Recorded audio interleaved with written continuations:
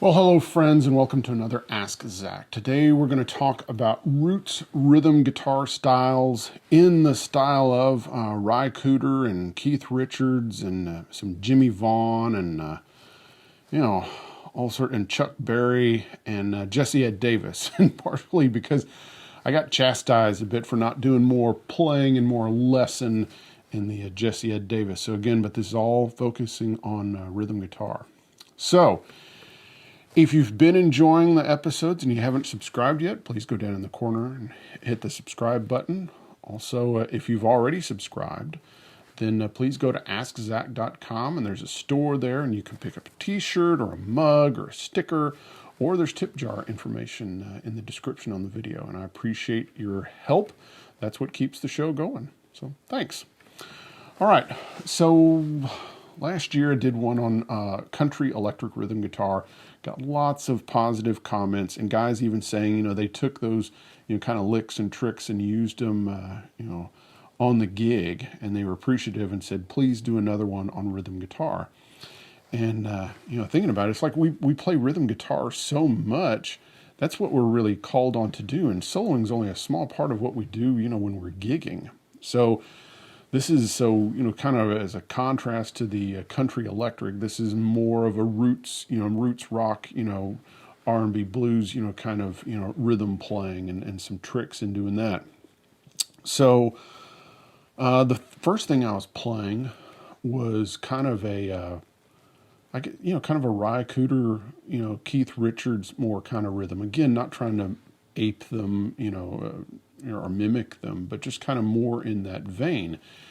And again, to address it, Ry Cooder kind of had this rhythm guitar style that Keith Richards, kind of borrowed and took in a different direction. Did a lot of cool things with it, with the open tuning and the chord shapes and everything. So this is just a way of doing that kind of thing with just standard tuning and kind of because a lot of people will do this.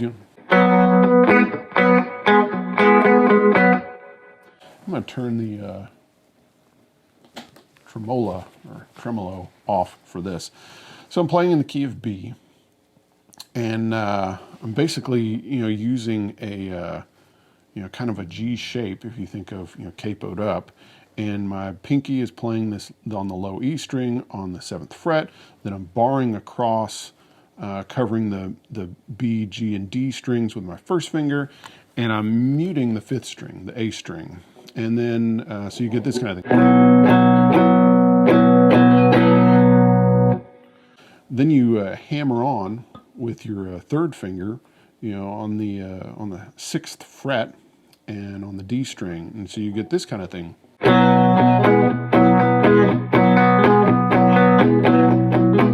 And you can mute it as much as you want or play it as open as you want. Just don't play the high E string, because then you kind of get you get that kind of B6 sound. So you might not want to do that unless you want that. The other thing you can do is you can take this 2nd finger on the B string on the 5th fret, and you can get really that kind of Ry Cooder, Keith Richards kind of thing.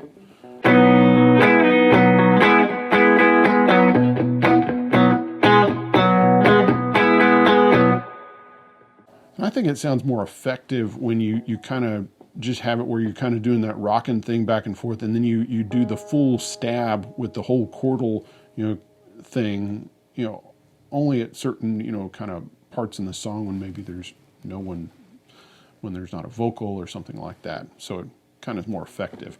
So again,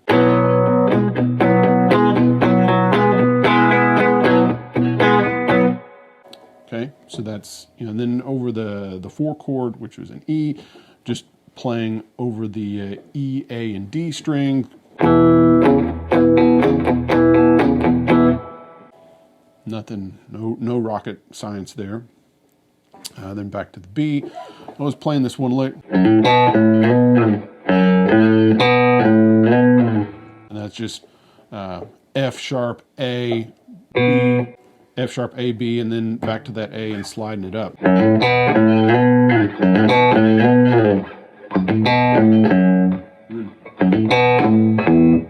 know, you can keep using it for all the chord changes.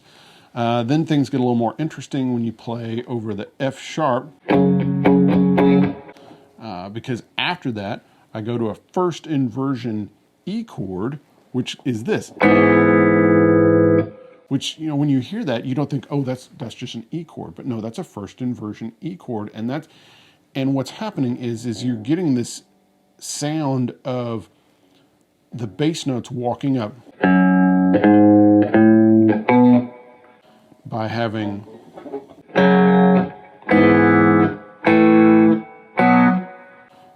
that, you know, F sharp, first inversion E, which is just, and again, I'm muting the A string, and that's, you know, your third finger is on the, you know, on the 4th fret, your first finger is on the 2nd fret on the D string, and your pinky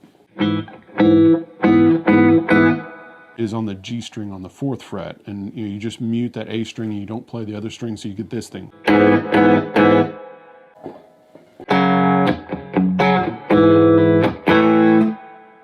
That's just an A chord, and then play the lick again.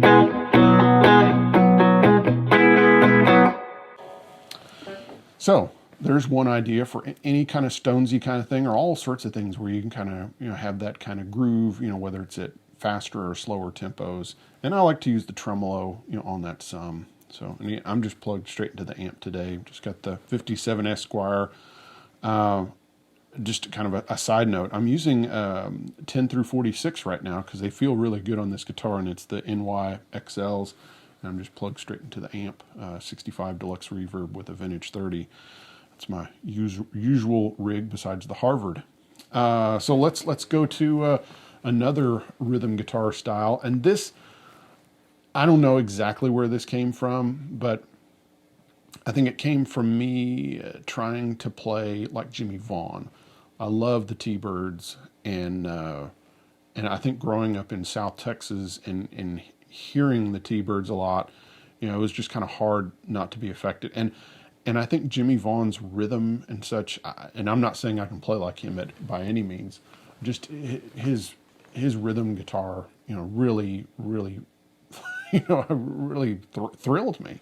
So this is just me kind of trying to play in a Jimmie Vaughan type rhythm thing. So this is just in the key of A, and I'll give you the chord shape.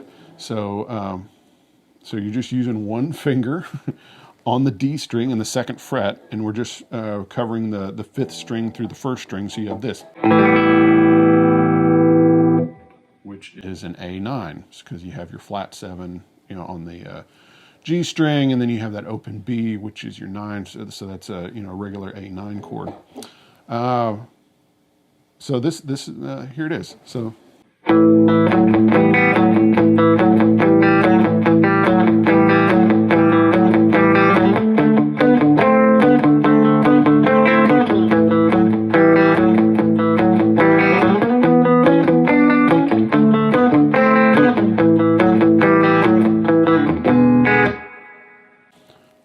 So what you're trying to achieve is a little bit of a loping kind of feel where you get this.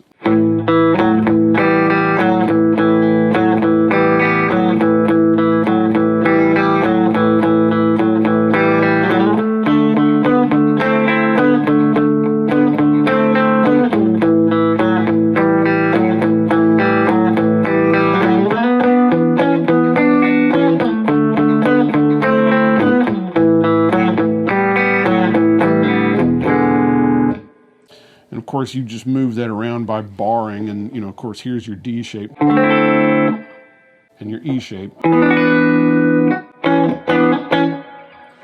Okay, so that's one.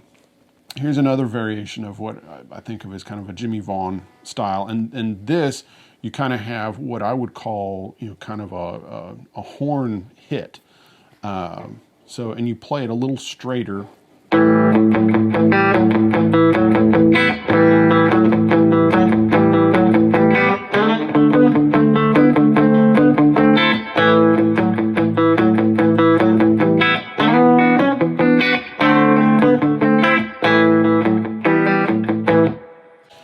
And you can even use it a variation on the first one in the same song. So that really gives it, you know, that kind of horn hit kind of thing, and that's very effective. And it sounds really good if you play the, you know, the straight, this, you know, the first part, you know, kind of softer, and then you do the horn part louder. So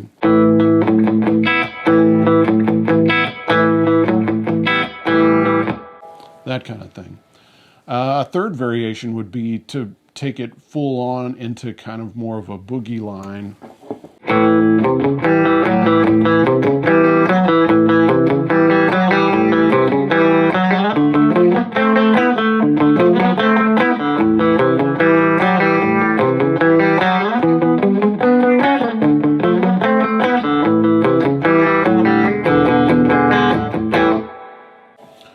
And then just going.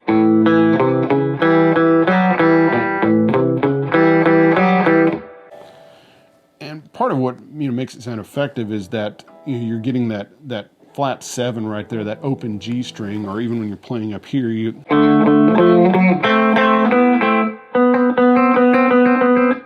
it's that clash that really gives it, you know, something special.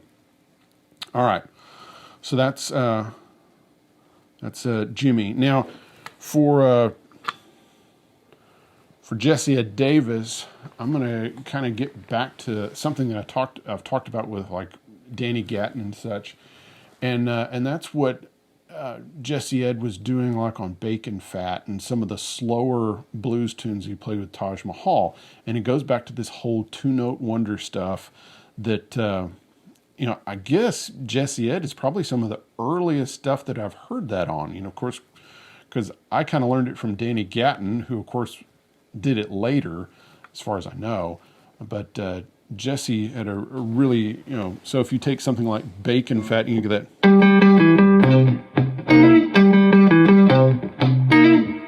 So you have that kind of, which is, you know, bass note, which I'm playing with my thumb, we're in the key of C here, and then you've got these two. And then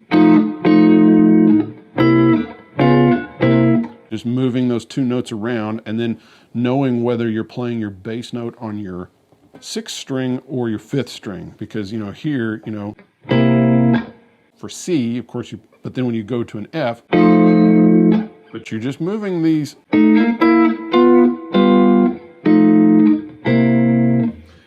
Now, the best part on that Bacon Fat is when he walks down to, you know, the 6th chord, and he's just using this shape, and this is gold. This is Jesse Ed Davis gold. So it's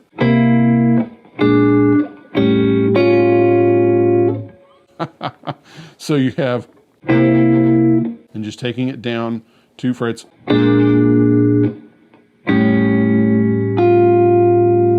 So you get that F note. You know, on the, which just really makes it sound more interesting. And then you move it down again, but that's just a D, you know, a D9. But then you move it down again, and you get an augmented G chord, so an augmented 5. So here.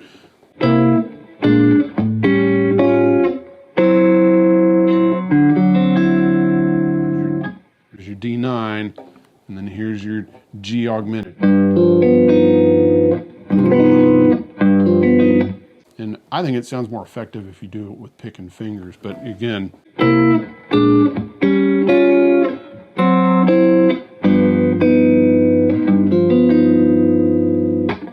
so there is some solid gold from Jesse Ed, and he would use a lot of those, shapes where he's playing a bass note on the, fifth or sixth strings, and then using again that 2-note wonder, which